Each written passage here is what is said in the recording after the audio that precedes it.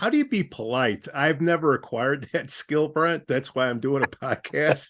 Like, I can attest to that. That's true. That's true.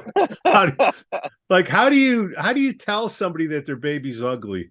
Yeah, you ask them questions, let them realize that their baby's ugly. How did you lead this guy to that path? That's my God, I have an ugly child. Well, it was,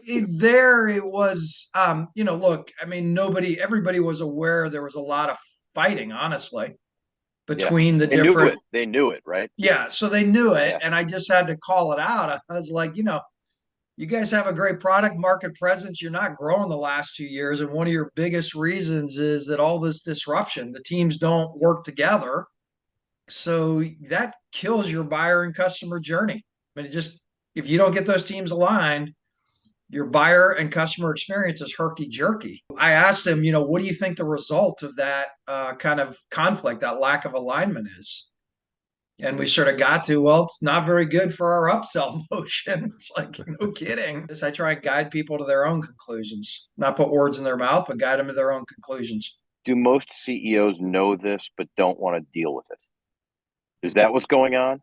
I think there's there's probably, the rule of thirds. There are some that really like this stuff, and they are active participants and active sponsors, which is the best scenario. There's a group, they just don't want, it's a lot of work. So they just want to kind of put their head in the sand. And then there's a group that, if they're educated about it, will at least start to act as an executive sponsor.